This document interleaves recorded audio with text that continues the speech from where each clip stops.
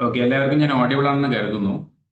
നമ്മുടെ Muhammad sir join ചെയ്തിട്ടുണ്ട്. അപ്പോൾ നമുക്ക് പെട്ടെന്ന് തന്നെ നമ്മുടെ സെഷനിലേക്ക് പോകാം. കാരണം സാറിന് തിരക്കുള്ളതാണ്. കുറെ നാളുകൾക്ക് ശേഷമാണ് ഞാൻ നിങ്ങളുമായിട്ട് സെഷനിൽ വരുന്നത്. അപ്പം കഴിഞ്ഞ സെഷൻസ് ഒക്കെ നിങ്ങൾ ഫ്രൂട്ട്ഫുൾ ആയിട്ട് യൂസ് ചെയ്തിട്ടുണ്ടാകും എന്നെ വിശ്വാസം. കാര്യങ്ങളൊക്കെ ഉഷാറായിട്ട് പോകുന്നു കരുതുന്നു. നമുക്ക് പിന്നീട് ഇന്ററാക്ഷൻ നമുക്ക് പിന്നീട് നടത്താം. കാരണം നമ്മുടെ സെഷന്റെ പ്രധാനപ്പെട്ട ഉദ്ദേശം എന്ന് പറഞ്ഞാൽ ഗവൺമെന്റ് സർവീസിലുള്ള ഒരുപാട് ഒഫീഷ്യൽസുമായിട്ട് ഇന്ററാക്ട് ചെയ്യുക എന്നുള്ളത് നമ്മുടെ പ്രോഗ്രാമിന്റെ ഭാഗമാണ്. അപ്പൊ അതിന്റെ ഒരു ആദ്യ പടി അല്ലെങ്കിൽ ദ ഫസ്റ്റ് സ്റ്റേജ് എന്നുള്ളതാണ് ഇന്നത്തെ നമ്മുടെ സെഷൻ നമ്മൾ സജ്ജീകരിച്ചിരിക്കുന്നത്. അപ്പൊ നമ്മുടെ ക്ലാസ്സുകൾ ഓഫ്ലൈനായിട്ട് ആരംഭിക്കുന്ന മുറക്ക് നമുക്ക് ഒരുപാട് ഗവൺമെന്റ് ഒഫീഷ്യൽസ് നമ്മളുമായിട്ട് ഇന്ററാക്ട് ചെയ്യാൻ വേണ്ടി വരുന്നുണ്ട്. അപ്പൊ അതിൻ്റെയൊക്കെ ഒരു ഫസ്റ്റ് സ്റ്റെപ്പ് എന്നോണം ഇന്നത്തെ സെഷൻ ലീഡ് ചെയ്യുന്നത് ബഹുമാനപ്പെട്ട മുഹമ്മദ് സാറാണ്. മുഹമ്മദ് സാറിനെ കുറിച്ച് പറയുമ്പോൾ ഒന്ന് രണ്ട് കാര്യങ്ങൾ ഞാൻ ജസ്റ്റ് ഒന്ന് സൂചിപ്പിക്കുകയാണ്.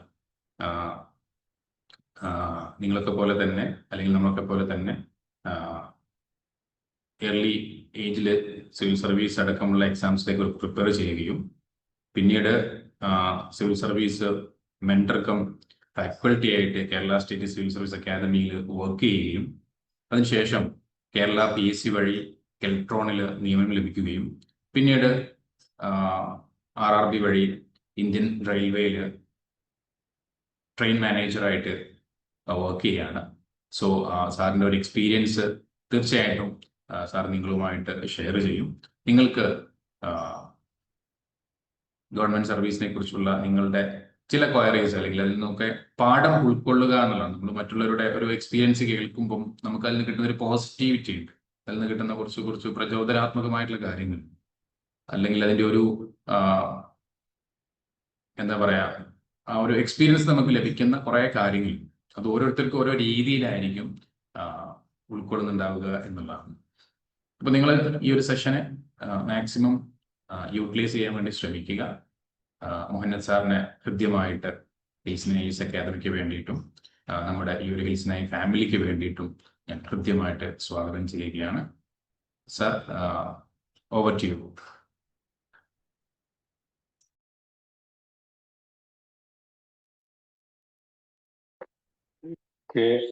Thank you. കേൾക്കുന്നില്ലേ?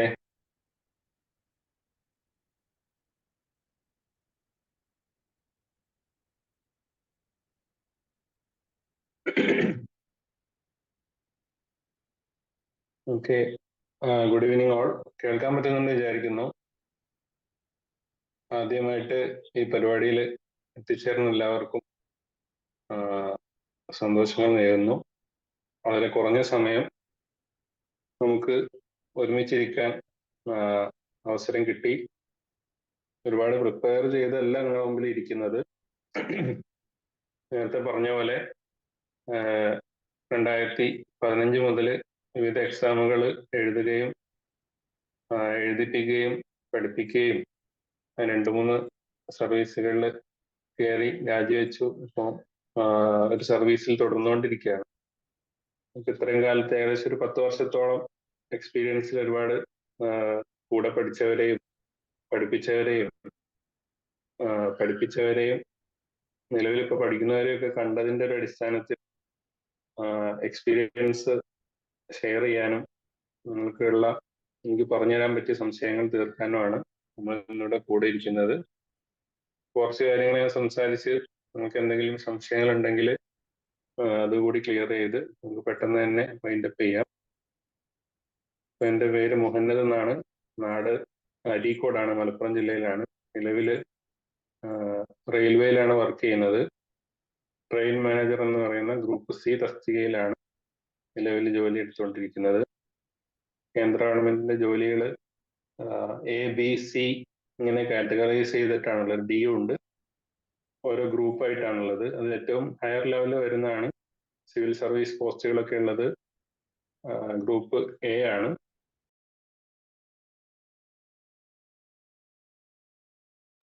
തൊട്ട് താഴെ വരുന്ന സർവീസുകളാണ് ഗ്രൂപ്പ് B. അതിൻ്റെയും താഴെയുള്ള സർവീസുകളാണ് ഗ്രൂപ്പ് സി, അതിൻ്റെയും താഴെ ഒരുപാട് മിനിസ്റ്റീരിയൽ അതുപോലെ ക്ലറിക്കൽ ജോലികളൊക്കെ വരുന്നതാണ് ഗ്രൂപ്പ് ഡി.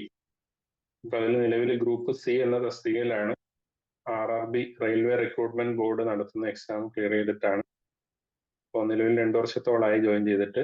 തൊട്ട് മുന്നേ കേരള PSC വഴി കമ്പനി ബോർഡ് അസിസ്റ്റന്റ് എന്ന് പറയുന്ന ഒരു എക്സാം ക്ലിയർ ചെയ്ത് കെൽട്രോൺ കമ്പോണന്റ് കോംപ്ലക്സ് എന്ന് പറയുന്ന കേരള സർക്കാരിന്റെ ഇലക്ട്രോണിക്സ് സ്ഥാപനത്തിലായിരുന്നു. അവിടെ ജൂനിയർ അസിസ്റ്റന്റ് എന്ന് പറയുന്ന തസ്തികയിലായിരുന്നു. 1.5 വർഷത്തോളം അവിടെയായിരുന്നു. തൊട്ട് മുന്നേ കേരള സ്റ്റേറ്റ് സിവിൽ സർവീസ് അക്കാദമിയിൽ നിങ്ങളുടെ ഇപ്പോഴത്തെ ഹിൽസിനായിട്ട് നിങ്ങളോട് നേരത്തെ സംസാരിച്ച ഷാഫി നൂറാനെ പോലെ അവിടെ അധ്യാപകനായിട്ട് കുറച്ചു കാലം ഉണ്ടായിരുന്നു. ഗവൺമെന്റ് തന്നെ നടത്തുന്ന അക്കാദമിയാണ്. കോൺട്രാക്ട് പോസ്റ്റിലായിരുന്നു അവിടെ ഉണ്ടായിരുന്നത്. ഇപ്പൊ ഇത്രയാണ് എന്നെ കുറിച്ചുള്ള ഒരു ബ്രീഫ്. ബിടെക് ആണ് കഴിഞ്ഞത്. അപ്പൊ നമ്മളിന്ന് സംസാരിക്കാൻ എടുത്തിരിക്കുന്ന വിഷയം നിങ്ങളൊക്കെ ഗവൺമെന്റ് സർവീസിലേക്ക് എത്തുക എന്നുള്ളത് ആശിച്ചുകൊണ്ട് അതിനുവേണ്ടി അതിന്റെ വിവിധ പ്രിപ്പറേഷൻ തലത്തിലുള്ളവരായിരിക്കും. അപ്പോ എന്തുകൊണ്ട് നമ്മൾ എയിം ചെയ്ത ഈ കാര്യത്തിൽ നമ്മൾ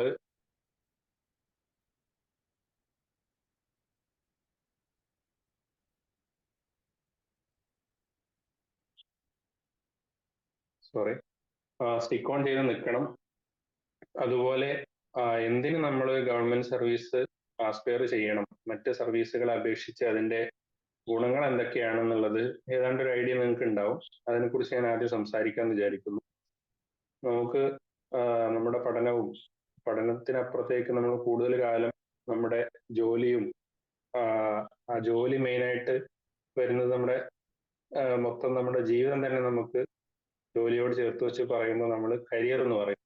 നമ്മൾ പഠനം കഴിഞ്ഞു കഴിഞ്ഞാൽ പിന്നെ നമ്മുടെ ഭൂരിഭാഗം ലൈഫും നമ്മൾ ജോലിയെ ആശ്രയിച്ച് ആ ജോലിയിൽ നിന്ന് കിട്ടുന്ന വരുമാനം ഉപയോഗിച്ച് കുടുംബത്തെ കൂട്ടുകയും സമൂഹത്തിൽ നമ്മൾ ചെയ്തു കൊടുക്കാൻ പറ്റിയ സേവനങ്ങൾ ചെയ്യുകയും അതിൽ നിന്ന് കിട്ടുന്ന സന്തോഷവും അതുപോലെ ചുറ്റുമുള്ള ആളുകളെ സഹായിക്കുമ്പോൾ കിട്ടുന്നുള്ള ഒരു സന്തോഷവും മറ്റുള്ളവർ നമുക്ക് തരുന്ന റെസ്പെക്റ്റും എല്ലാം അനുഭവിച്ചുകൊണ്ട് കൂടുതൽ കാലം നമ്മളൊരു ജോലിയിലായിരിക്കും ഉണ്ടാവുക.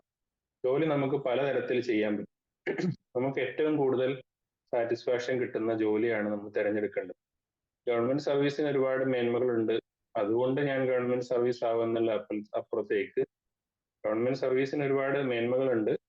എനിക്ക് ഗവൺമെന്റ് സർവീസ് ഇഷ്ടമാണ്. ഞാനത് വളരെ ആസ്വദിച്ച് ചെയ്യും.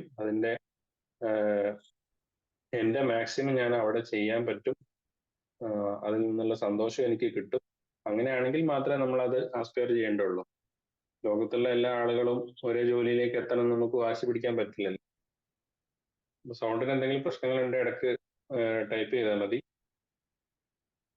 അപ്പോ പറഞ്ഞു വന്നത് ഗവൺമെന്റ് സർവീസിന്റെ ഏറ്റവും മികച്ച ഒരു ഗുണം എന്ന് പറഞ്ഞാൽ അതിന്റെ ഒരു പെർമനൻസിയാണ്. നമ്മൾ സർക്കാരിന്റെ ഔദ്യോഗിക പ്രതിനിധിയായിട്ട് അല്ലെങ്കിൽ സ്റ്റാഫായിട്ട് എടുത്തു കഴിഞ്ഞാൽ നമുക്ക് അപ്പോയിന്റ്മെന്റ് ലെറ്റർ കിട്ടിക്കഴിഞ്ഞാൽ നമ്മൾ പിന്നെ അവർ വെച്ചിരിക്കുന്ന ഒരു റിട്ടയർമെന്റ് പ്രായം വരെ അതല്ലെങ്കിൽ ഒരു നമ്മളായിട്ട് നമുക്ക് എന്തെങ്കിലും മരണം വരികയോ അല്ലെങ്കിൽ നമ്മൾ തന്നെ വോളണ്ടറി റിട്ടയർ ആവുന്നത് വരെയോ ഉള്ള ഒരു കാലം, അത്രയും കാലത്തോളം നമുക്ക് ആ ജോലി ഗവൺമെന്റ് ഉറപ്പ് തരുന്നു എന്നുള്ളതാണ് ഏറ്റവും പ്രധാനപ്പെട്ട ഒരു ഗുണം. നമ്മൾ വേറെ എവിടെയെങ്കിലും പ്രൈവറ്റ് സെക്ടറിലോ ഇനി നമ്മൾക്ക് തന്നെ നമ്മളൊരു എംപ്ലോയർ ആയിട്ട് അങ്ങനെയും ഒരു ഓണ്ടർപ്രണർഷിപ്പ് ലെവലിൽ നമുക്ക് കരിയർ സാധ്യമാണല്ലോ. അപ്പൊ അങ്ങനെയൊന്നും ആ രണ്ട് പ്രൈവറ്റ് സെക്ടറിൽ ജോലി എടുക്കുമ്പോഴും ഓണ്ടർപ്രണർഷിപ്പ് ചെയ്യുമ്പോഴും ഒന്നും നമുക്ക് കിട്ടാത്തൊരു ഗുണമാണ്. ഒരുപാട് ലോങ് ടൈം നമുക്ക് ഒരു ജോലി ഉറപ്പ് തരുന്നു. ഞാൻ റെയിൽവേയിൽ കയറിയത് 30ാമത്തെ വയസ്സിലാണ്. റെയിൽവേയിൽ റിട്ടയർമെന്റ് പ്രായം 60ആണ്. അപ്പൊ അടുത്തൊരു 30 വർഷത്തേക്ക് എനിക്ക് എന്റെ ജോലിയെ കുറിച്ച് എനിക്കൊരു ആശങ്കയില്ല. ഒരുപാട് ടേംസ് ഉണ്ട്. ഏത് ജോലിയിൽ നിന്നുള്ള പോലെ ഞാൻ അച്ചടക്ക നടപടികൾക്ക് വിധേയനായിക്കൊണ്ട് മീൻസ് എന്തെങ്കിലും ഇൻഡിസിപ്ലിനറി ആയിട്ടുള്ള ആക്ടുകൾ അല്ലെങ്കിൽ ജോലിയിൽ നിന്ന് തെറിച്ചു പോകാൻ സാധ്യതയുള്ള അല്ലെങ്കിൽ ഉറപ്പുള്ള കുറെ കാര്യങ്ങൾ ഓൾറെഡി ഞാനിത് ജോലിയിൽ കയറുമ്പോൾ എന്നെ പഠിപ്പിച്ചിട്ടുണ്ടാവും. അതൊന്നും എന്റെ ഭാഗത്ത് നിന്ന് ഇല്ല എങ്കിൽ ഈ 60ാമത്തെ വയസ്സ് വരെ ഈ ജോലി എനിക്ക് നേരത്തെ പറഞ്ഞ ഞാൻ മരിച്ചു പോവുകയോ ഞാൻ ഇട്ടേച്ച് പോവുകയോ ചെയ്യാതിരിക്കുന്നിടത്തോളം കാലം ജോലി എനിക്ക് ഉറപ്പാണ്. വേറെ ഒരാൾക്കും എന്നെ പുറത്താക്കാൻ പറ്റില്ല. ഇനി നമ്മൾ ഇന്ത്യയിൽ ഏറ്റവും കോവറ്റഡ് ആയിട്ടുള്ള സർവീസ് ആണല്ലോ സിവിൽ സർവീസ് എന്ന് പറയുന്നത്, ഗ്രൂപ്പ് എ സർവീസ്. അതിൽ നിങ്ങളിപ്പോ പത്രവും അതുപോലെ റീസെന്റ് ആയിട്ടുള്ള ഇഷ്യൂസ് ഒക്കെ നിരീക്ഷിക്കുന്നവരാണെന്ന് നിങ്ങൾക്ക് നിരീക്ഷിച്ചിട്ടുണ്ടാകും. നമ്മുടെ നേരത്തെ കോഴിക്കോട് കളക്ടർ ആയിരുന്ന, തൊട്ട് മുന്നേ കൃഷി വകുപ്പിലെ സെക്രട്ടറി ആയിരുന്ന പ്രശാന്ത് എന്ന് പറയുന്ന ഒരു IAS ഉദ്യോഗസ്ഥൻ, അദ്ദേഹം ഇപ്പോൾ സർക്കാരുമായിട്ട് നിയമപരമായിട്ടുള്ള ഒരുപാട് നിയമയുദ്ധത്തിലാണ്, സസ്പെൻഷനിലാണ്. അദ്ദേഹത്തെ ഒരുപാട് കാരണങ്ങളാൽ ഗവൺമെന്റ് ജോലി കൊടുക്കാതെ പുറത്തിരുത്തിയിരിക്കുകയാണ്. അപ്പോഴും അദ്ദേഹത്തെ സർവീസിൽ നിന്ന് പിരിച്ചുവിടാൻ പറ്റില്ല, ഡിസ്മിസ് ചെയ്യാൻ ആർക്കും അധികാരമില്ല. തൽക്കാലം ജോലി കൊടുക്കാതെ മാറ്റി നിർത്താം, അപ്പോഴും ശമ്പളം കിട്ടും, മറ്റു ആനുകൂല്യങ്ങളൊക്കെ കിട്ടും, ചെയ്യാൻ ഒരു ജോലിയോ പോസ്റ്റോ ഉണ്ടാവുന്നില്ല എന്നേ ഉള്ളൂ. അൾട്ടിമേറ്റ്ലി സിവിൽ സർവീസിൽ കയറിയ ഒരാളെ പിരിച്ചുവിടാൻ ഇന്ത്യയുടെ പ്രസിഡന്റിന് മാത്രമേ അധികാരമുള്ളൂ. ഞാൻ ഇതുവരെ പറഞ്ഞു വന്നത് വലിയൊരു പെർമനൻസി നമുക്ക് ഉറപ്പുവരുത്തുന്നുണ്ടെന്നുള്ളതാണ്. ഇപ്പൊ ജോലിയിൽ ഒരുപാട് ഫ്ലക്ച്വേഷൻസ് നമ്മുടെ നിത്യജീവിതത്തിൽ നമ്മൾ കാണുന്നുണ്ട്. നിങ്ങളൊക്കെ കൊറോണയെ അതിജീവിച്ച ഒരു തലമുറയായിരിക്കും. കൊറോണ കാലത്ത് ഒരുപാട് പേർക്ക് ജോലി നഷ്ടമായിട്ടുണ്ട്. അപ്പോഴും കൂടുതൽ പേരുടെയും ജോലി സുരക്ഷിതമായിട്ട് ഉണ്ടായിരുന്നത് ഗവൺമെന്റ് സർവീസിലുള്ള ആളുകൾക്കായിരിക്കും.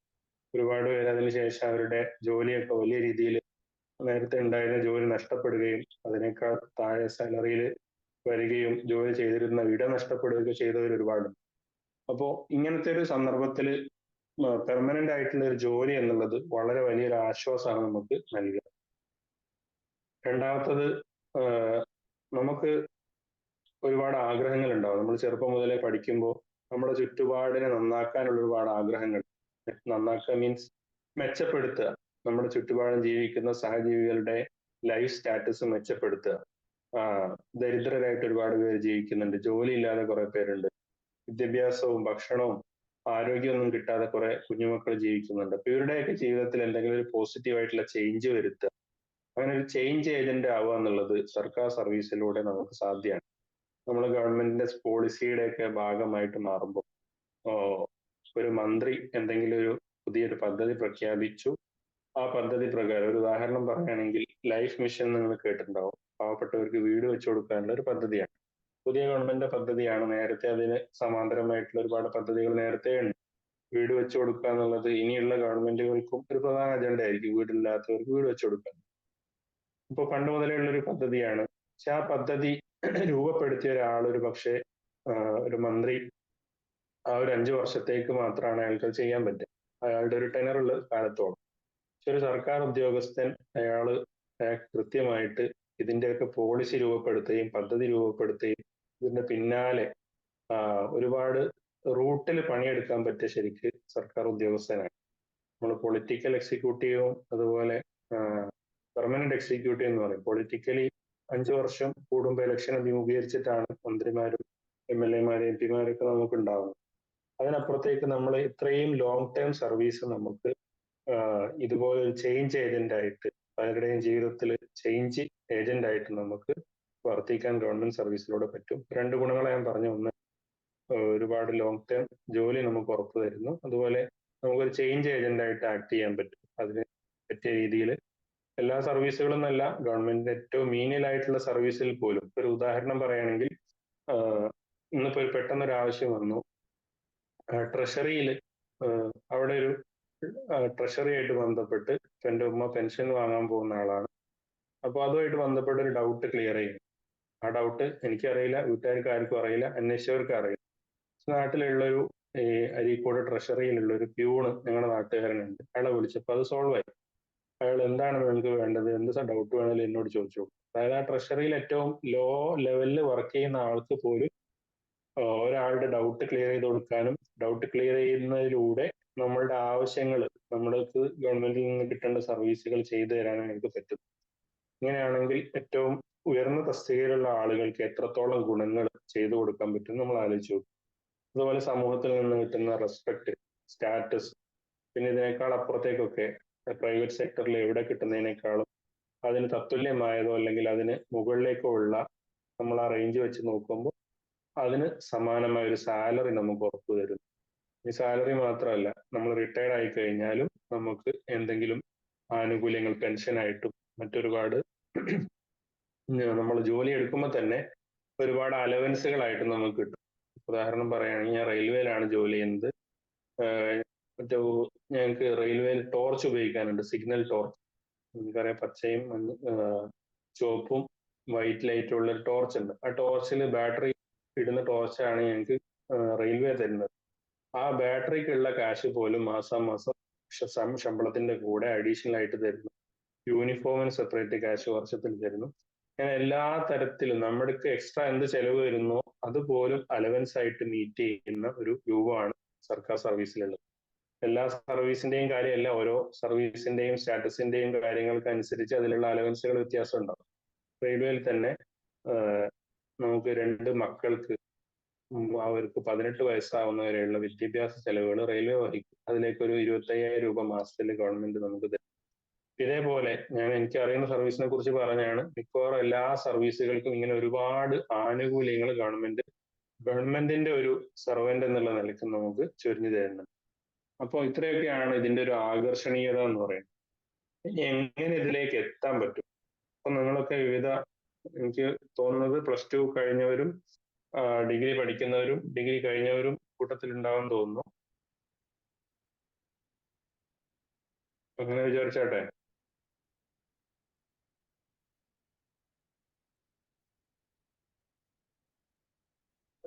+2-കാരാണോ കൂടുതലുള്ളത്?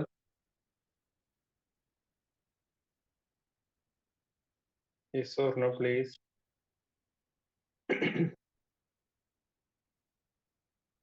കേൾക്കാൻ പറ്റുന്നില്ലേ? ഓക്കെ, +2 കഴിഞ്ഞവരായിരിക്കും. +2-ൽ നിങ്ങൾ വ്യത്യസ്ത കോഴ്സുകളായിരിക്കും ചിലപ്പോൾ ചെയ്തിട്ടുണ്ടാവുക. ഇനി ഡിഗ്രി പഠിക്കുന്നവരായാലും ഡിഗ്രി കഴിഞ്ഞവരായാലും നമ്മൾ ചെയ്തു കഴിഞ്ഞ കോഴ്സിനെ ബേസ് ചെയ്തുകൊണ്ട് നമുക്ക് സർക്കാർ സർവീസിൽ ജോലി എടുക്കാൻ പറ്റും. 2 തരത്തിലാണ് സർക്കാർ സർവീസിൽ നമുക്ക് ജോലി എടുക്കാൻ പറ്റും. ഒന്ന്, നമുക്കൊരു സ്പെഷ്യലിസ്റ്റ് ആയിട്ട് ജോലി എടുക്കാൻ പറ്റും. രണ്ടാമത്തത് ഒരു ജനറലിസ്റ്റ് ആയിട്ട് ജോലി എടുക്കാം. സ്പെഷ്യലിസ്റ്റ് മീൻസ് ഞാനൊരു ബിടെക് കഴിഞ്ഞ ആളാണ്. ഇപ്പോൾ സ്വാഭാവികമായിട്ടും ബിടെക് കഴിഞ്ഞാൽ ഞാൻ എഞ്ചിനീയറിംഗ് ആണ് പഠിക്കുക. അപ്പോൾ എഞ്ചിനീയർ ആയിട്ടാണ് ജോലി ചെയ്യാൻ വേണ്ടിയിട്ടാണ് ഞാൻ ബിടെക് പഠിക്കുന്നത്. അപ്പോൾ സർക്കാർ സർവീസിൽ വേണമെങ്കിൽ പ്രൈവറ്റ് സെക്ടറിലെ പോലെ എഞ്ചിനീയർ ആയിട്ട് എനിക്ക് വർക്ക് ചെയ്യും. അപ്പൊ എഞ്ചിനീയറിംഗ് എക്സാമുകൾ എഴുതണമെങ്കിൽ അതിന്റെ ഒരു മിനിമം യോഗ്യത എന്ന് പറയുന്നത് എഞ്ചിനീയറിംഗോ പോളിയോ ITI ഒക്കെ ആയിരിക്കും. ടെക്നിക്കൽ വിദ്യാഭ്യാസമുള്ള ആളുകൾക്ക് അത് എഴുതാൻ പറ്റും. ഇനി സപ്പോസ് ഒരാൾ നഴ്സിംഗ് കഴിഞ്ഞാണ്, BSc നഴ്സിംഗ്, അപ്പൊ അയാൾക്ക് എഴുതാൻ പറ്റിയ എക്സാമുകളാണ് നേഴ്സ് ആവാനുള്ള, ഗവൺമെന്റിൽ നേഴ്സ് ആവാനുള്ള എക്സാം. ഇതാണ് സ്പെഷ്യലിസ്റ്റ് എന്ന് പറയുന്നത്. ഇപ്പൊ B.Ed കഴിഞ്ഞ ഒരാൾക്ക് ടീച്ചർ ആവാൻ പറ്റും. വേറെ ഏതെങ്കിലും ഒരു കോഴ്സ് കഴിഞ്ഞവർക്ക് ചിലപ്പോൾ ടീച്ചർ ആവാൻ പറ്റാണെന്നില്ല സർക്കാർ സർവീസ്. ഇനി നേരെ മറിച്ച് ജനറലിസ്റ്റ് ആയിട്ടുള്ള ഒരുപാട് പോസ്റ്റുകളുണ്ട്. ഇപ്പൊ സിവിൽ സർവീസ് എക്സാം എടുക്കുകയാണെങ്കിൽ ഡിഗ്രി കഴിഞ്ഞ ഏത് ഡിഗ്രിയും എങ്ങനെയും പാസ് ചെയ്ത ഒരാൾ സിവിൽ സർവന്റ് ആവാൻ പറ്റും. UPSC-യുടെ IAS, IPS, IFS ഒക്കെ ആവാൻ പറ്റും. അത് ഒരു ജനറലിസ്റ്റ് പോസ്റ്റാണ്. എന്ത് കഴിഞ്ഞ ആൾക്കും ഡിഗ്രി ഉണ്ടോ, ഡിഗ്രി എങ്ങനെയെങ്കിലും പാസ്സായിട്ടുണ്ടോ, ഡിസ്റ്റൻസ് ആണോ, എങ്ങനെ റെഗുലർ ആണോ, എന്തും ആയിക്കോട്ടെ, അയാൾ ഡിഗ്രി പാസ്സായാൽ എഴുതാൻ പറ്റിയ എക്സാമാണ് സിവിൽ സർവീസ് എക്സാം. അതുപോലെ ഞാൻ എഴുതിയ RRB-യുടെ എക്സാം, ഗ്രൂപ്പ് C തസ്തികയിലേക്കുള്ള എക്സാം ജനറലിസ്റ്റ് കാറ്റഗറിയിൽ വരുന്ന എക്സാമാണ്. ഏത് ഡിഗ്രി കഴിഞ്ഞ ആൾക്കും എഴുതാം. അതുപോലെ SSC നടത്തുന്ന എക്സാമുകളുണ്ട്, PSC നടത്തുന്ന എക്സാമുകളുണ്ട്. അപ്പോ നമ്മൾ ആദ്യം തീരുമാനിക്കേണ്ടത് നമുക്കൊരു ജനറലിസ്റ്റ് ആവണോ അല്ലെങ്കിൽ ഒരു സ്പെഷ്യലിസ്റ്റ് ആവണോ എന്നുള്ളതാണ്. അപ്പോ അതായി കഴിഞ്ഞാൽ എന്തൊക്കെ എക്സാമുകളാണ് നമുക്ക് ആ ഒരു പാറ്റേണിൽ കിട്ടും? ഒരു ഉദാഹരണം പറയുകയാണെങ്കിൽ, ഞാനിപ്പോ സപ്പോസ് ഞാനൊരു ഗവൺമെന്റിന്റെ ഡിഗ്രി ലെവലുള്ള എക്സാമുകൾ ഫോക്കസ് ചെയ്ത് പോകാനാണ്. ഇപ്പൊ സാധാരണ മിക്കവാറും എല്ലാ എക്സാമുകളും ഡിഗ്രി ലെവൽ ജോബുകൾ ഡിഗ്രി കഴിഞ്ഞവർക്ക് എഴുതാനുള്ളത്, +2 കഴിഞ്ഞവർക്ക് എഴുതാൻ പറ്റുന്നുണ്ട്, അതുപോലെ SSLC കഴിഞ്ഞവർക്ക് എഴുതാൻ പറ്റുന്ന ജോലികളുണ്ട്. നമ്മൾ മൊത്തത്തിൽ കാറ്റഗറൈസ് ചെയ്യും. ഇങ്ങനെ 3ആയിട്ട് നമുക്ക് തരംതിരിക്കാം. ഇനി എക്സാം നടത്തുന്ന ഏജൻസികളെ വെച്ച് നോക്കുകയാണെങ്കിൽ UPSC ആണ് ഇന്ത്യയിലെ ഏറ്റവും ടോപ്പ് ലെവൽ ബ്യൂറോക്രാറ്റുകളെ തെരഞ്ഞെടുക്കുന്ന ഏജൻസി. UPSC ആണ് നേരത്തെ ഞാൻ പറഞ്ഞ ഗ്രൂപ്പ് A കാറ്റഗറിയിൽ വരുന്ന ഇന്ത്യയിലെ ഏറ്റവും ടോപ്പ് ലെവൽ ബ്യൂറോക്രാറ്റുകളെ തെരഞ്ഞെടുക്കുന്നത്. വർഷത്തിൽ ഏകദേശം 1000-ഓളം പേരാണ് UPSC സിവിൽ സർവീസ് എക്സാം വഴി ജോലി തെരഞ്ഞെടുക്കുന്നത്. മറ്റനേകം എക്സാമുകളും UPSC നടത്തുന്നുണ്ട്. ഞാൻ നേരത്തെ പറഞ്ഞ പോലെ സ്പെഷ്യലിസ്റ്റ് കാറ്റഗറിയിലേക്ക് ഡോക്ടർമാരെ എടുക്കുന്നുണ്ട്, എഞ്ചിനീയർമാരെ എടുക്കുന്നുണ്ട്, എക്കണോമിസ്റ്റുകൾ എടുക്കുന്നുണ്ട്, ജിയോഗ്രാഫേഴ്സിനെ എടുക്കുന്നുണ്ട്. മൊത്തത്തിൽ ജനറലിസ്റ്റ് ആയിട്ട് ആ വരുന്ന ഒരു കാറ്റഗറിയിൽ സിവിൽ സർവന്റുമാരെ എടുക്കാൻ വേണ്ടിയിട്ടുള്ള എക്സാമാണ് UPSC സിവിൽ സർവീസ് എക്സാം. അതുപോലെ അതിന് തൊട്ട് താഴെ വരുന്ന സെൻട്രൽ സെക്രട്ടേറിയറ്റിലൊക്കെ വരുന്ന സെക്രട്ടറിമാർ, അതുപോലെ അസിസ്റ്റന്റുമാർ, ഇവരെയൊക്കെ തിരഞ്ഞെടുക്കുന്ന ബോഡിയാണ് സ്റ്റാഫ് സെലക്ഷൻ കമ്മീഷൻ, SSC നിങ്ങൾ കേട്ടിട്ടുണ്ടോ? SSCക്ക് ഡിഗ്രി ലെവൽ എക്സാമുകളുണ്ട്, +2 ലെവൽ എക്സാമുണ്ട്, അതുപോലെ SSLC ലെവൽ എക്സാം ഉണ്ട്. കേരള PSCയും കഴിഞ്ഞൊരു 3-4 വർഷമായിട്ട് ഇതേ പാറ്റേൺ ഉണ്ട്. ഡിഗ്രി ലെവൽ എക്സാം, അതുപോലെ higher secondary level exam, +2 level 10th level exam, ഇങ്ങനെ കാറ്റഗറൈസ് ചെയ്ത എക്സാം നടത്തുന്നത്. മറ്റനേകം നമ്മൾ ഈ വലിയ ഏജൻസികളെയൊക്കെ നമ്മൾ അറിയുന്നത് ഇത് വലിയ ന്യൂസ് ആയിട്ട് ഒരുപാട് പേര് റെഗുലർ ആയിട്ട് എഴുതുന്ന എക്സാമുകളായതുകൊണ്ടാണ്. നമ്മൾ ഈ എക്സാമുകളൊക്കെ, അല്ലെങ്കിൽ ഞാൻ ഈ പറഞ്ഞ SSC ആയാലും RRB ആയാലും PSC ആയാലും UPSC ആയാലും ഒക്കെ നമ്മൾ ഒരു വിഷയം പ്രസന്റ് ചെയ്യുമ്പോൾ നമ്മൾ പറയുന്നത്. ഇതല്ലാതെയും നമ്മൾ ഗവൺമെന്റിന്റെ വിവിധ സൈറ്റുകൾ എടുത്ത് നോക്കിക്കഴിഞ്ഞാൽ ഒരുപാട് പെർമനന്റ് ആയിട്ടുള്ള പോസ്റ്റുകളും കോൺട്രാക്ച്വൽ പോസ്റ്റുകളൊക്കെ നമുക്ക് കാണാൻ പറ്റും. അപ്പൊ ഒരുപാട് അവസരങ്ങൾ നമുക്ക് സർക്കാരിന്റെ സ്റ്റാഫ് ആവാൻ വേണ്ടിയിട്ട്, സെർവന്റ് ആവാൻ വേണ്ടിയിട്ട് നമുക്ക് തരുന്നുണ്ട്. ഈ ഓപ്പർച്യൂണിറ്റി വളരെയധികം വാസ്റ്റ് ആണ്. നമ്മളത് നന്നായിട്ട് അതിനെക്കുറിച്ച് ആലോചിച്ച് തന്നെ ഇറങ്ങി ചെല്ലണം എന്ന് മാത്രം. ഇനി വേറൊരു പ്രധാനപ്പെട്ട ഗുണം, ഇതിലേക്ക് എത്തിച്ചേരുക എന്നുള്ളത് വളരെ എളുപ്പമാണ് ഒരു രീതി ചിന്തിക്കുകയാണെങ്കിൽ, വളരെ ടഫാണ് വേറെ രീതി ചിന്തിക്കുകയാണെങ്കിൽ. നമ്മുടെ ചിന്ത ഏത് രീതിയിൽ പോകുന്നതനുസരിച്ച് ടഫാണെന്ന് പറയാൻ കാരണം ഒരുപാട് പേര് അത് എഴുതുന്നുണ്ട്. എളുപ്പമാണെന്ന് പറയാൻ കാരണം ഇതിന് വേറെ റോളുകളൊന്നുമില്ല.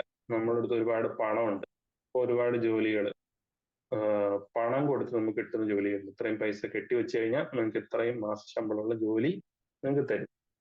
ഇനി ഇന്ന ആളുടെ മോനാണെങ്കിൽ നിങ്ങൾക്ക് കിട്ടാൻ പറ്റുന്ന ജോലികളുണ്ടാവും. ഇന്ന ആൾ റെക്കമെൻഡ് ചെയ്താൽ നിങ്ങൾക്ക് കിട്ടുന്ന ജോലികളുണ്ട്. ഗവൺമെന്റ് സർവീസിൽ അങ്ങനെയൊന്നുമില്ല. നിങ്ങളുടെ സാമ്പത്തിക സ്ഥിതി എന്തായിക്കോട്ടെ, നിങ്ങളുടെ മതം എന്തായിക്കോട്ടെ, ജാതി എന്തായിക്കോട്ടെ, എക്കണോമിക്കലി നിങ്ങളുടെ ക്ലാസ് വളരെ വീക്ക് ആയിക്കോട്ടെ, നിങ്ങൾ വളരെ അണ്ടർ ഡെവലപ്ഡ് ആയിട്ടുള്ള ഒരു ഏരിയയിൽ നിന്ന് വരുന്ന, ബസ് പോലും ഇല്ലാത്ത നാട്ടിൽ നിന്ന് വരുന്ന ആളായിക്കോട്ടെ, ഒരു പ്രശ്നവുമില്ല. നിങ്ങൾ ഈ പരീക്ഷ പഠിച്ച് പാസ്സായി കഴിഞ്ഞാൽ മറ്റേ ആൾക്ക് കിട്ടുന്ന അതേ അവസരവും ഓപ്പർച്യൂണിറ്റിയും തന്നെയാണ് നിങ്ങൾക്ക് കിട്ടുക. ഇൻ കേസ് നിങ്ങൾക്കാണ് ടോപ്പ് റാങ്ക് വന്നതെങ്കിൽ നിങ്ങൾക്കാണ് അവിടെ കൂടുതൽ പ്രിഫറൻസ് ഉള്ളത്. അപ്പോൾ ഈ എക്സാം എഴുതി ക്ലിയർ ആവുന്നതോടുകൂടി നമ്മൾ അതിലേക്ക് എൻട്രി ചെയ്യാം. പിന്നെ വേറൊരു ബാരിയർ നമുക്കില്ല. ഈ എക്സാമിന് എന്താണോ ക്വാളിഫിക്കേഷൻ വെച്ചത് ആ ക്വാളിഫിക്കേഷൻ അനുസരിച്ച് നമ്മൾ എക്സാമിന് മീറ്റ് ചെയ്ത് എക്സാം ക്രാക്ക് ചെയ്ത് കഴിഞ്ഞാൽ പിന്നെ നമ്മുടെ മുമ്പിൽ വേറെ ബാരിയേഴ്സ് ഇല്ല. നമ്മൾ പിന്നെ ഒന്നും ഞെട്ടാനില്ല. ഞാൻ ഡിഗ്രിക്ക് ഒരു സബ്ജക്ട് പൊട്ടിപ്പോയിരുന്നു, പിന്നെ ക്ലിയർ ചെയ്തെടുത്താണ്, ഒരു പ്രശ്നമില്ല. നിങ്ങൾ ആ എക്സാം ക്ലിയർ ചെയ്ത് കഴിഞ്ഞാൽ നിങ്ങൾ അതിലേക്ക് എത്തി, ഗവൺമെന്റ് സർവന്റ് ആയി കഴിഞ്ഞു. പിന്നെ ഞാൻ നേരത്തെ പറഞ്ഞ പോലെ എന്നാണ് നിങ്ങൾ റിട്ടയർ ആവുന്നത് അന്ന് വരെ, റിട്ടയർ ആയി കഴിഞ്ഞാൽ അതിന്റെ പെൻഷനും മറ്റു ആനുകൂല്യങ്ങളും, ഇത്രയും വലിയൊരു ഓപ്പർച്യൂണിറ്റിയാണ്. ഇനി ഗവൺമെന്റ് ആണല്ലോ ഈ പറഞ്ഞ ആളുകൾ എടുക്കുന്നത്, അപ്പൊ തീർച്ചയായിട്ടും അത് വളരെ ഡെമോക്രാറ്റിക്കലി ആയിരിക്കും. ഒരു ആക്ഷേപത്തിനും ഇടയില്ലാത്ത വിധം. SSCയുടെ എക്സാം ഒക്കെ നടത്തുന്നത് കമ്പ്യൂട്ടറൈസ്ഡ് എക്സാം ആണ്. പേപ്പറും പെന്നും ഒക്കെ വെച്ച് നടത്തുന്ന എക്സാം ആകുമ്പോൾ ഒരുപാട് മാൽ പ്രാക്ടീസസ് ഒക്കെ നടക്കും. ആ കമ്പ്യൂട്ടറൈസ്ഡ് എക്സാമിൽ തന്നെ മാൽ പ്രാക്ടീസസ് വന്നതുകൊണ്ട് ഫുൾ CCTV വെച്ചുകൊണ്ട്, ഫുൾ വിഷ്വൽസ് റെക്കോർഡ് ചെയ്തുകൊണ്ടുള്ള എക്സാം ആണ്. ഇത്രയും പെർഫെക്റ്റ് ആയിട്ടുള്ള എക്സാമുകളാണ് സർക്കാർ എക്സാമുകൾ, ഗവൺമെന്റ് സർവീസിലേക്കുള്ള എക്സാമുകൾ അത്രയും പെർഫെക്റ്റ് ആയിട്ട് നടത്താനാണ് ഓരോ ഏജൻസികൾ ശ്രമിച്ചുകൊണ്ടിരിക്കുന്നത്. ഞാൻ പറഞ്ഞു വന്നത്, വളരെ നമ്മൾ യോഗ്യനാണെങ്കിൽ കിട്ടാൻ വളരെ എളുപ്പമുള്ള ഒരു എക്സാം, നമ്മൾ അതിനുവേണ്ടി കൃത്യമായിട്ട് ആത്മാർത്ഥമായിട്ട് പണിയെടുത്തിട്ടുണ്ടെങ്കിൽ കിട്ടുമെന്ന് ഉറപ്പുള്ള ഒരു, അല്ലെങ്കിൽ നമ്മുടെ യോഗ്യതയ്ക്ക് അനുസരിച്ച് കിട്ടുന്ന ഒരു ഉറപ്പ് പറയാൻ പറ്റുന്ന ഒരു എക്സാമാണ് ഗവൺമെന്റ് സർവീസിലേക്കുള്ള എക്സാം. ഞാൻ നേരത്തെ പറഞ്ഞ ജനറലിസ്റ്റ് കാറ്റഗറിയിൽ വരുന്ന എക്സാമുകൾക്കൊക്കെ ഏതാണ്ട് ഒരേ സിലബസ് തന്നെയാണ്. അത് വേറെ അഡ്വാൻറ്റേജ് ആണ്. നമ്മളൊരു എക്സാമിന് പഠിച്ചു തുടങ്ങിക്കഴിഞ്ഞാൽ മറ്റ് എക്സാമുകളും നമുക്ക് എഴുതാൻ പറ്റുന്നുള്ളതാണ്. ഞാൻ ഇതുവരെ പറഞ്ഞതൊന്ന് ബ്രീഫ് ചെയ്യാം. ആദ്യം എന്നെ കുറിച്ച് പറഞ്ഞു, പിന്നെ സർക്കാർ സർവീസുകളുടെ ബെനിഫിറ്റുകളെ കുറിച്ച് പറഞ്ഞു, അത് കഴിഞ്ഞ് വിവിധ ഏജൻസികളെ കുറിച്ച് പറഞ്ഞു. ഇനി നമുക്ക് സർക്കാർ സർവീസിലേക്ക് എത്താനുള്ള ഒരു എളുപ്പവഴി മീൻസ് നമുക്ക് ഗവൺമെന്റ് ഒരുപാട് ഓപ്പർച്യൂണിറ്റികൾ ഒരുക്കി തരുന്നുണ്ട്. നമ്മൾ മെനക്കെട്ട് കഴിഞ്ഞാൽ കിട്ടാൻ സാധ്യതയുള്ള ഒരു സംഭവമാണ് എന്നുള്ള രൂപത്തിൽ ഏറ്റവും ലാസ്റ്റ് ഞാൻ പറഞ്ഞു. ഈ ഒരു ടോപ്പിക് കൂടെ പറഞ്ഞ് ഞാൻ അവസാനിപ്പിക്കാം. ശേഷം നിങ്ങൾക്ക് എന്തെങ്കിലും സംശയങ്ങൾ ഉണ്ടെങ്കിൽ തീർക്കാം. നമ്മൾ ഇതാവണമെങ്കിൽ എന്ത് ചെയ്യണം? അതാണ് ഏറ്റവും പ്രധാനപ്പെട്ട ചോദ്യം. നേരത്തെ ഞാൻ ഇതുവരെ പറഞ്ഞ കാര്യങ്ങളൊക്കെ നിങ്ങൾ പലയിടത്തും കേട്ടതും വായിച്ചതൊക്കെ ആവും. നമ്മൾ ആവണമെങ്കിൽ എന്ത് ചെയ്യണം? അതിന് ഏറ്റവും ആദ്യമായിട്ട് നമുക്ക് വേണ്ടത്, നമ്മൾ ആവും, ഇന്ന സമയത്ത് നമ്മൾ ആവും എന്നുള്ളൊരു പ്രതീക്ഷയും അതിനനുസരിച്ച് വളരെ സിസ്റ്റമാറ്റിക് ആയിട്ടുള്ളൊരു ഒരുക്കവുമാണ് നമ്മുടെ ഭാഗത്ത് ഉണ്ടാവുന്നത്. ആദ്യം നമ്മൾ മെന്റലി പ്രിപ്പയർഡ് ആവണം. പിന്നെ നമുക്ക് കിട്ടുന്നത് വളരെ റൈറ്റ് ആയിട്ടുള്ള ഗൈഡൻസ് ആയിരിക്കും. ആരെങ്കിലും പറഞ്ഞ ഒരു വഴിയിലൂടെ നമ്മൾ ഒരുപാട് ഇപ്പോൾ സിവിൽ സർവീസിന്റെ പ്രിപ്പറേഷൻ ആണെങ്കിൽ OBC കാറ്റഗറിയിൽ വരുന്നവർക്ക് 35 വയസ്സ് വരെ 9 തവണ എക്സാം എഴുതാൻ പറ്റും. ഒരുപാട് പേര് 9 തവണ എഴുതിയിട്ട് കിട്ടാത്തവരുണ്ട്. ഒരുപാട് പേര് 35 വയസ്സ് വരെ എക്സാം എഴുതിയിട്ട് ഒന്നും ആവാതെ പോയവരുണ്ട്. അപ്പൊ ഇവർക്കൊക്കെ പറ്റുന്ന എന്താണ്, നമ്മുടെ റൈറ്റ് ഗൈഡൻസ് എന്നുള്ളത് വളരെ പ്രധാനം. പലരും നമ്മളെ നാട്ടില് പെട്ടിക്കടയിൽ ഇരുന്ന് വർത്താനം പറയുന്ന പ്രായമായ ആൾക്ക് പോലും നമ്മളെ ഉപദേശിക്കാൻ ഒരുപാടുണ്ടാവും. PSCക്ക് പോയിക്കോ, SSCക്ക് പോയിക്കോ, ഒരുപാട് ജോലി അവിടെ ഉണ്ട്, അതൊക്കെ പറയാൻ ആർക്കും പറ്റും. ഞാൻ നേരത്തെ പറഞ്ഞ പോലെ നമ്മൾ മെന്റലി പ്രിപ്പയർഡ് ആവുക. എവിടെ നിന്നാണോ ആരാണോ ഇതിന്റെ കറക്റ്റ് ഗൈഡൻസ് നമുക്ക് തരേണ്ടത് അയാളെടുക്കുന്നത് കിട്ടുക എന്നുള്ളത് വളരെ പ്രധാനം. അല്ലെങ്കിൽ ഒരുപാട് സമയവും സാമ്പത്തികമായിട്ടുള്ള അധ്വാനവും ഒക്കെ നമുക്ക് നഷ്ടം, വേസ്റ്റ് ആണ്. ഇപ്പൊ ഒരാള് ഒരു തെറ്റായ വഴി നമുക്ക് പറഞ്ഞു തന്ന് അതിലൂടെ ഒരുപാട് കാലം ദൂരം പോയി തിരിച്ചു വന്ന് റീസ്റ്റാർട്ട് ചെയ്യാനുള്ള ഒരു സമയം നമ്മുടെ ജീവിതത്തിൽ നമുക്ക് ചിലപ്പോൾ കിട്ടിക്കൊള്ളുന്നില്ല.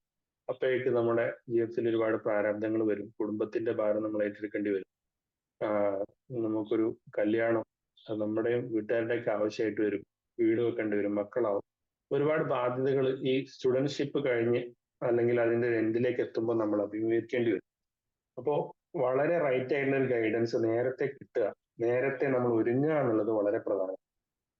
ഇപ്പോ സിവിൽ സർവീസ് ആണെങ്കിൽ അതിന്റെ ഏജ് എന്ന് പറയുന്നത് 21 വയസ്സാണ്. 21 വയസ്സാവുക, ഏതെങ്കിലും ഒരു ഡിഗ്രി ഫിനിഷ് ചെയ്യും.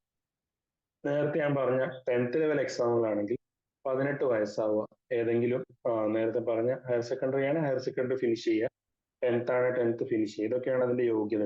അപ്പൊ അതിന്റെ യോഗ്യത എന്താണ് പഠിക്കേണ്ടത് എന്നൊരു സിലബസ് ഉണ്ടാവും, പഴയ എക്സാമുകൾ നടന്ന പാറ്റേണുകൾ ഉണ്ടാവും, പഴയ ക്വസ്റ്റ്യൻസ് നമുക്ക് കിട്ടും.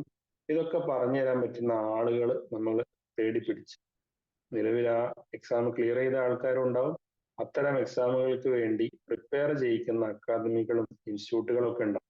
നിങ്ങൾക്ക് നല്ലൊരു അക്കാദമിയെ നിങ്ങളുടെ ചോയ്സ് ആയിട്ട് കിട്ടിയിട്ടുണ്ട്, ഹിൽസിനെ അക്കാദമി. വളരെ പ്രഗത്ഭരായ ആൾക്കാരാണ് അവിടെ ജോലി എടുക്കുന്നതിന്റെ, ഒരുപാട് സുഹൃത്തുക്കൾ അവിടെ ഉണ്ട്, കൂടെ പഠിച്ചവരും പഠിപ്പിച്ചവരും ഒക്കെ ഉണ്ട്, നേരിട്ട് അറിയാവുന്നവരാണ്. അപ്പൊ ആ നിലയ്ക്ക് ഞാൻ പറയുന്നു, നല്ല, അതായത് കാപ്പബിൾ ആയിട്ടുള്ള ആളുകളുടെ അടുത്ത് നിന്ന് നമുക്ക് ഗൈഡൻസ് കിട്ടുക എന്നുള്ളത് വളരെ പ്രധാനമാണ്. നേരത്തെ ഞാൻ പറഞ്ഞ പോലെ തെറ്റായ വഴിയിലൂടെ ഒരുപാട് ദൂരം പോയിട്ട് തിരിച്ചു വന്ന് ഒരു റീസ്റ്റാർട്ട് എടുക്കാനുള്ള ഒരു സമയം നമ്മുടെ ഈ ഒരു കരിയറിൽ നമുക്ക് കിട്ടണമെന്നില്ല. അപ്പോൾ റൈറ്റ് ഗൈഡൻസ് കിട്ടുക എന്നുള്ളത് വളരെ പ്രധാനമാണ്. പിന്നെ കാത്തിരിക്കുക, നമ്മുടെ ഒരു ടേൺ എത്തുന്നവരെ കാത്തിരിക്കുക. അപ്പൊ ഞാൻ 2015 മുതൽ എക്സാമുകൾ എഴുതുന്നു നേരത്തെ പറഞ്ഞു. 2018 ആദ്യമായിട്ട് ഒരു സർവീസിലേക്ക് ഞാൻ എത്തുന്നത്, ജോയിൻ ചെയ്യുന്നത്. അന്ന് മുതലേ എഴുതിക്കൊണ്ടിരിക്കുന്ന എക്സാമുകൾ, ഒരുപാട് എക്സാമുകൾ എഴുതി, പാരലായിട്ട് ടീച്ചിങ് ഒരു ജോലിയായിട്ട് തന്നെ കൊണ്ടുപോയി. പക്ഷെ ഞാൻ അന്ന് തുടങ്ങുമ്പോൾ വെച്ച ഒരു എയിം, 2015 വെച്ച ഒരു എയിം, ഒരു ജോലിയിലേക്ക് കയറുക എന്നുള്ളത് 2018 ഒരു എക്സാം എഴുതി അതിന്റെ ലിസ്റ്റിൽ വന്ന് എനിക്ക് ജോലി കിട്ടും എന്നുള്ള ഒരു 99% ഉറപ്പ് വരുന്നു. ജോലി കയറാൻ പിന്നെയും സമയമെടുത്തു. ഇത്രയും ഒരു ലോങ് ടേം ചിലപ്പോൾ ഇതിന് കാരണമായിട്ട് എടുക്കാം. വേറെ ഭാഗ്യവാന്മാരും ടാലന്റഡ് ആയിട്ടുള്ള ആളുകളൊക്കെ ഉണ്ടാവും. അവർക്ക് ചിലപ്പോൾ എഴുതിയ എക്സാമുകൾ, ഇപ്പൊ സിവിൽ സർവീസ് എക്സാം ആണെങ്കിൽ നിങ്ങൾക്ക് അറിയാം, ഒരു വർഷം കൊണ്ട് അതിന്റെ റിസൾട്ട് വരും. നമ്മൾ ഈ വർഷം എഴുതിയ എക്സാം ചിലപ്പോൾ അടുത്ത വർഷം കിട്ടാം. 2 വർഷം കൊണ്ട് തന്നെ അയാളുടെ സ്വപ്നം അയാൾക്ക് നേടിയിട്ട് അയാൾക്ക് സർവീസിലേക്ക് എത്താം. എല്ലാവർക്കും അങ്ങനെ പറ്റണമെന്നില്ല. അപ്പൊ നമ്മളുടെ ഒരു ടേൺ എത്തുന്നവരെ നമ്മൾ ആത്മാർത്ഥമായിട്ട് അതിന്റെ പിന്നാലെ കൂടി അതിന് വേണ്ട വർക്കൊക്കെ എടുത്തു എന്നാണെങ്കിൽ അത് എന്നെങ്കിലും നമ്മളെ തേടി വരും. അപ്പൊ അത്രയും കാലം കാത്തിരുന്ന് അത് ചിലപ്പോൾ നമുക്ക് ഫുൾ ടൈം അതിന്റെ പിന്നാലെ ഒരുപാട് കാലം പ്രിപ്പയർ ചെയ്ത് പിന്നെ അതിന്റെ പിന്നാലെ ചിലപ്പോൾ പോകാൻ നമുക്ക് വീട്ടിലെ പ്രശ്നങ്ങൾ കൊണ്ടോ പ്രാരാബ്ദങ്ങൾ കൊണ്ടോ പറ്റിയില്ലെങ്കിലും ആ സ്വപ്നം പിന്നെയും കൂടെ കൊണ്ടുപോകും. അത് എന്നെങ്കിലും ഒന്നും നമുക്ക് കിട്ടാതിരിക്കില്ല എന്നുള്ളത്. അതിന്റെ ഫുൾ അറ്റംപ്റ്റും, ഇപ്പൊ സിവിൽ സർവീസ് ആണെങ്കിൽ നിങ്ങൾക്ക് 35 വയസ്സായി, ഒരു 9 അറ്റംപ്റ്റും നിങ്ങൾ എടുത്തു, കിട്ടൂല. ഇനി അറ്റംപ്റ്റ് ഇല്ല. 35 വയസ്സ് കഴിഞ്ഞാൽ പിന്നെ 36ാമത്തെ വയസ്സിൽ നമുക്ക് എഴുതാൻ പറ്റില്ല. 9 തവണ എഴുതി കഴിഞ്ഞാൽ 10ാമത്തെ തവണ നമുക്ക് OBCക്കാർക്ക് കിട്ടില്ല. അപ്പോൾ ഇങ്ങനെ ഒരു തീർച്ച, ഇനി എനിക്കതില്ല എന്ന് ഉറപ്പ് വരുന്നവരെ അതിന്റെ പിന്നാലെ വളരെ ആത്മാർത്ഥമായിട്ട് പരിശ്രമിക്കുക എന്നുള്ളതാണ് അടുത്തായിട്ട് പറയാനുള്ളത്. പിന്നെ നമ്മൾ ഇത്തരം കാര്യങ്ങൾക്ക് ഒരുങ്ങുമ്പോൾ നമ്മൾ സാധാരണ അനൗൺസ് ചെയ്ത് ഫേസ്ബുക്കിലും വാട്സപ്പിലൊക്കെ സ്റ്റാറ്റസ് ഇട്ട് ഞാൻ ഇന്ന് പരിപാടിക്ക് പോവാണ്, ഇനി ആരും എന്നെ നോക്കണ്ട, അങ്ങനെ പറഞ്ഞ് വലിയൊരു പബ്ലിസിറ്റി ഒന്നും കൊടുത്തു പോകരുത്. നമ്മൾ ഏറ്റവും അടുത്ത ഉമ്മ ഉപ്പ അല്ലെങ്കിൽ മാതാപിതാക്കള്, അമ്മ അച്ഛൻ ഉണ്ടെങ്കിൽ അവര്, അല്ലെങ്കിൽ നമുക്ക് ഏറ്റവും അടുത്ത ആളുകൾ മാത്രം അറിയിക്കുക. ഏകദേശം എത്ര വർഷം നിങ്ങൾ ഇതിന്റെ പിന്നാലെ പോകുന്നു, ഏകദേശം ഇതിനെപ്പറ്റി ഒരു ബ്രീഫ് അവർക്ക് പറഞ്ഞ് മനസ്സിലാക്കി കൊടുക്കും. അല്ലെങ്കിൽ എന്താ പ്രശ്നം എന്ന് വെച്ച് കഴിഞ്ഞാൽ വലിയ പ്രതീക്ഷയോടെ അവർ കാത്തിരിക്കും. നിങ്ങൾ ഈ വർഷം സിവിൽ സർവീസ് എക്സാം എഴുതാൻ പോവാണ്, അടുത്ത വർഷം IAS ആയിട്ടാണ് വരിക എന്ന് നാട്ടിൽ ഒന്നാകെ പാട്ടാണ്. അത് വലിയൊരു ചലഞ്ചിങ് ആയിട്ടുള്ളൊരു സിറ്റുവേഷൻ ആയിരിക്കും മെന്റലി നമുക്ക് തരിക. അപ്പോൾ അങ്ങനെ അല്ലാതെ വീട്ടുകാരോട് ഇതിന്റെ ഒരു യാഥാർത്ഥ്യം പറഞ്ഞു കൊടുക്കും, ഇതിന് എത്ര കാലം പ്രിപ്പയർ ചെയ്യേണ്ടി വരും എന്നുള്ളതും എത്രത്തോളം മാനസികമായിട്ടുള്ള അധ്വാനം വേണ്ടി വരും എന്നുള്ള കാര്യം നമുക്ക് ഏറ്റവും ബോധ്യപ്പെടുത്തേണ്ട ആളുകളെ മാത്രം ബോധ്യപ്പെടുത്തുക. അവരുടെയൊക്കെ സമ്മതവും പൊരുത്തവും ഒക്കെ വാങ്ങിയിട്ട് ഈ പരിപാടിക്ക് ഇറങ്ങുക. ഇനി പറഞ്ഞ പോലെ റൈറ്റ് ഗൈഡൻസ് മാത്രം നമ്മൾ സ്വീകരിക്കുക. വേറെ ആരെയും പറയുന്നത് നമ്മൾ ഇപ്പോൾ പലരും പറയും, നിന്റെ ഈ പ്രായത്തിൽ അവന് മാസത്തില് 30,000 രൂപ ഉണ്ടാക്കുന്നുണ്ടല്ലോ, ദിവസം 1000 രൂപ ഷോപ്പിൽ നിന്ന് കൂലി വാങ്ങുന്നുണ്ടല്ലോ. അതല്ല നമ്മളുടെ ഒരു കണക്ക്.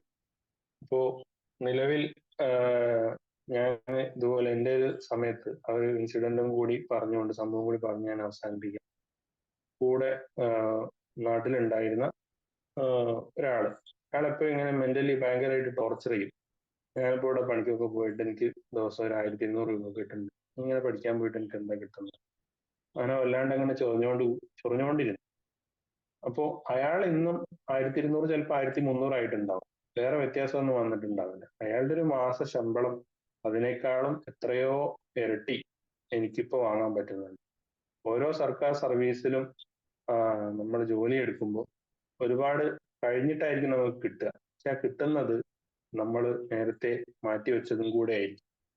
ഇനി ഈ കിട്ടുന്നത് ഒരുപാട് കാലത്തേക്കാണ് കിട്ടുന്നത്.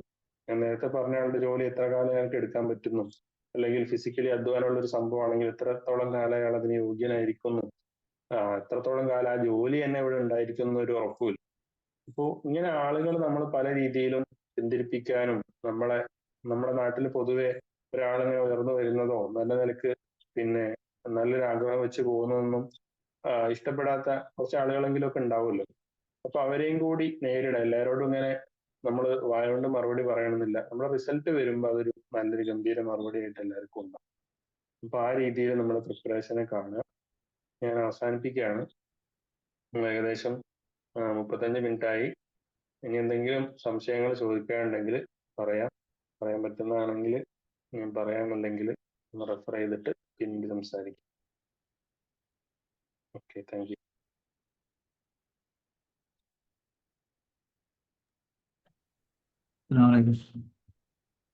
സ്റ്റുഡൻസിന്റെ ഭാഗത്ത് നിന്ന് എന്തെങ്കിലും ചോദിക്കാവുന്ന കേട്ടോ.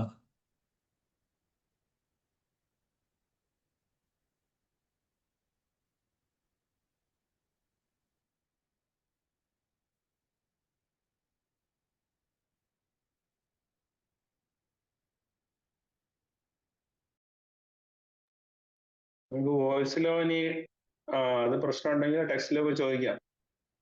ഒരു 10 മിനിറ്റും കൂടെ നമുക്ക് വേണേൽ ഇരിക്കാം.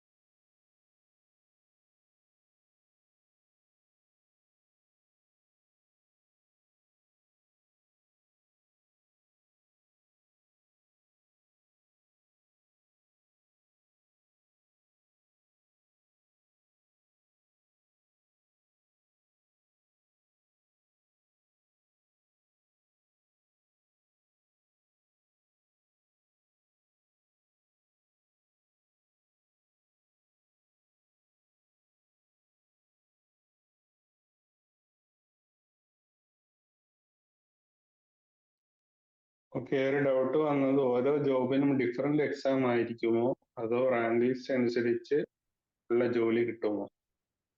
ഇപ്പോൾ എക്സാമുകളെ കുറിച്ച് നമുക്ക് കുറച്ചുകൂടെ ഡീറ്റെയിൽ ആയിട്ട് മനസ്സിലാക്കാനുണ്ട്. ഇപ്പൊ ഞാൻ നേരത്തെ പറഞ്ഞ ഒരു ഉദാഹരണമായിട്ട് റെയിൽവേയുടെ എക്സാം എടുക്കും. റെയിൽവേയുടെ ഗ്രൂപ്പ് സി എന്ന് പറയുന്ന എക്സാം ആണ് ഞാൻ ക്ലിയർ ചെയ്തിട്ടുള്ളത്. അതിൽ വരുന്ന പോസ്റ്റുകളാണ് സ്റ്റേഷൻ മാസ്റ്റർ. നിങ്ങൾ സാധാരണ നമ്മളൊരു റെയിൽവേ സ്റ്റേഷനിൽ പോകുമ്പോൾ അവിടുത്തെ കാര്യങ്ങളൊക്കെ കൺട്രോൾ ചെയ്യുകയും മാനേജ് ചെയ്യുകയും ചെയ്യുന്ന ആളാണ് സ്റ്റേഷൻ മാസ്റ്റർ. അപ്പൊ ആ ഒരു സ്റ്റേഷൻ മാസ്റ്റർ ആണ് നമുക്ക് ആവേണ്ടതെങ്കിൽ നമ്മൾ എഴുതേണ്ടത് RRBയുടെ ഗ്രൂപ്പ് സി എക്സാം ആണ്. NTPC എന്ന് പറയുന്ന എക്സാം ആണ്. ഡിഗ്രി കഴിഞ്ഞാൽ അല്ലെങ്കിൽ ഡിഗ്രി ലാസ്റ്റ് ഇയറിലാണ് നമുക്കത് എഴുതാൻ പറ്റുക. നമുക്ക് എന്ത് ജോലിയാണോ ആവേണ്ടത് അതൊരു തീരുമാനം എടുക്കാനുള്ള ഒരു ഫാക്ടറാണ്. വേറെ ഒന്ന് എന്ത് ക്വാളിഫിക്കേഷനുള്ള ജോലിയാണ്. ഇപ്പൊ ഡിഗ്രി കഴിഞ്ഞ് ഏതെങ്കിലും ഒരു ജോലി ആയാൽ മതി, അല്ലെങ്കിൽ ഞാനിപ്പോ ട്രെയിൻ മാനേജർ ആണ്, എനിക്ക് ട്രെയിൻ മാനേജർ തന്നെ ആവണം. അപ്പൊ നമ്മൾ എന്ത് ജോലിയാണ്, ഏകദേശം ഒരു ജോലി നമ്മൾ കണ്ടുപിടിച്ചിട്ട് അതിനനുസരിച്ചുള്ള എക്സാമുകൾ എഴുതുക എന്നുള്ളതാണ് നമ്മൾ ചെയ്യേണ്ട രീതി. ഇനി ഗവൺമെന്റിന്റെ ഏതെങ്കിലും ഒരു ഓഫീസിൽ ഒരു സെക്രട്ടറി ആയിട്ട് ഇരിക്കുക, അങ്ങനെയാണ് നമ്മുടെ സ്വപ്നമെങ്കിൽ സിവിൽ സർവീസ് എക്സാം നമുക്ക് എഴുതാം. കളക്ടർമാരായിട്ടും അതിനുശേഷം ഓരോ വകുപ്പിന്റെ മേധാവികളൊക്കെ ആയിട്ട് നമുക്ക് ഇരിക്കാൻ പറ്റും.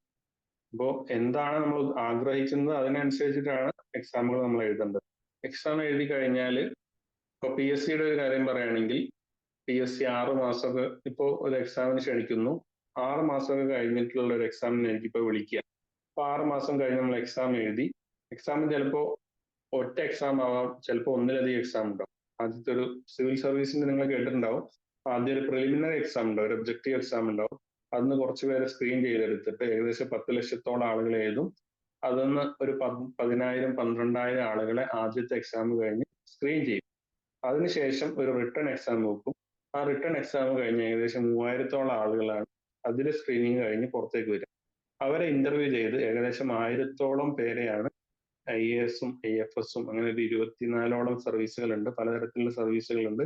അതിലേക്ക് അത്രയും പേരെ അലോട്ട് ചെയ്യുകയും ചെയ്യും.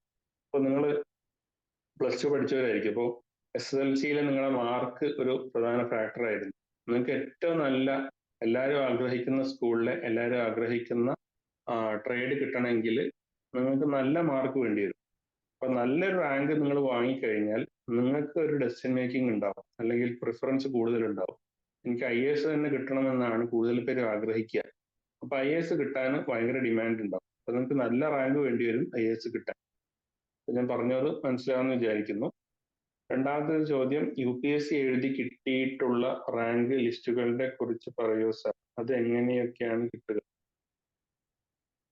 അത് ഞാൻ മറുപടി പറഞ്ഞെന്ന് വിചാരിക്കുന്നു. UPSC പ്രധാനമായിട്ട് നടത്തുന്ന എക്സാം ആണ് സിവിൽ സർവീസ് എക്സാം. അതിന്റെ ഒരു പാറ്റേൺ ഞാൻ പറഞ്ഞു. ഏകദേശം 10 ലക്ഷത്തോളം ആളുകൾ എഴുതുന്നു. ആദ്യത്തെ എക്സാം കഴിഞ്ഞിട്ട് ഒരു 10,000 12,000 പേരെ സ്ക്രീൻ ചെയ്തെടുത്ത് അതിൽ നിന്ന് വീണ്ടും ഒരു റിട്ടേൺ ടെസ്റ്റ് നടത്തി 3000 പേരെടുത്ത് അതിൽ നിന്ന് വീണ്ടും ഒരു സ്ക്രീനിങ് കഴിഞ്ഞ് ഏകദേശം 800-നും 1000-ത്തിനും ഇടയിലാണ് ഒരു വർഷത്തെ ഒഴിവ് വരുന്നത്. അത്രയും ആളുകളെ ഇന്റർവ്യൂ കഴിഞ്ഞ് സെലക്ട് ചെയ്യും. അപ്പൊ ആ റാങ്കിനനുസരിച്ചിട്ട് ഓരോരുത്തരുടെ പ്രിഫറൻസിനനുസരിച്ചിട്ട് അവർക്ക് ഡെസിഗ്നേഷനും ലൊക്കേഷനും ഒക്കെ കൊടുക്കും. പറഞ്ഞ മനസ്സിലാവുമെന്ന് വിചാരിക്കുന്നു. ബാക്കി നിങ്ങളുടെ ക്ലാസ്സിൽ, നിങ്ങളുടെ 3 വർഷത്തെ ഡിഗ്രി ഞാൻ മനസ്സിലാക്കിയെടുത്തോളം ഇത്തരം ഗവൺമെന്റ് സർവീസുകളുടെ എക്സാമുകൾ നിങ്ങൾക്ക് ഫെമിലറൈസ് ചെയ്യാനും അതിന്റെ സിലബസ് പരിചയപ്പെടുത്താനും ആ രീതിയിൽ പ്രിപ്പയർ ചെയ്യാനും ഡിഗ്രി കഴിയുമ്പോഴേക്ക് തന്നെ, ഇപ്പൊ നിങ്ങളൊക്കെ 18 വയസ്സ് ആയവരോ കഴിഞ്ഞവരോ ആയിരിക്കും, ഇപ്പൊ തന്നെ നിങ്ങൾക്ക് 10ാം ക്ലാസ് ലെവലിലുള്ള എക്സാമുകൾ എഴുതാൻ പറ്റും. അപ്പോ ഒരു എക്സാം എഴുതിയിട്ട് അതിന് പോണോ പോണ്ടേ എന്നുള്ളത് എക്സാമിന്റെ റിസൾട്ട് ഒക്കെ വന്നിട്ട് ജോലി കിട്ടുമ്പോൾ തീരുമാനിച്ചാൽ മതി.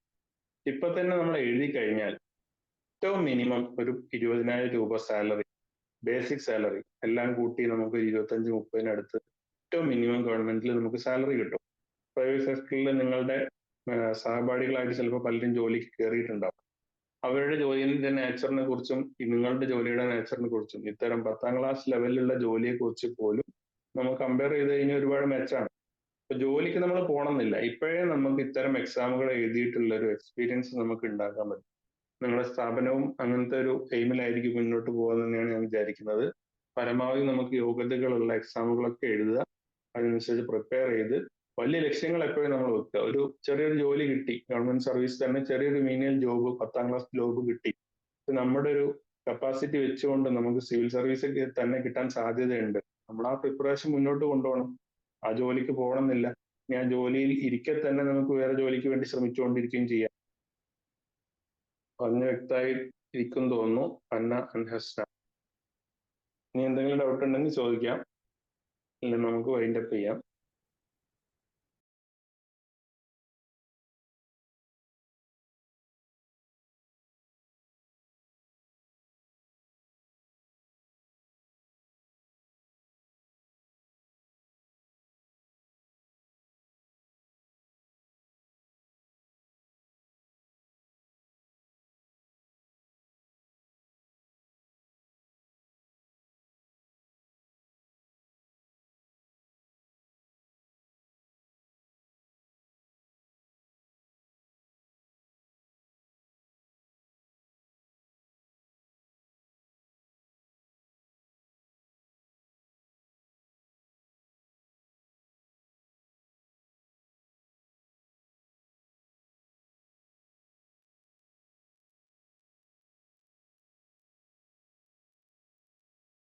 കൂടുതൽ ഡൗട്ടൊന്നും ഇല്ല തോന്നുന്നു. നമുക്ക് വൈൻഡപ്പ് ചെയ്താലോ?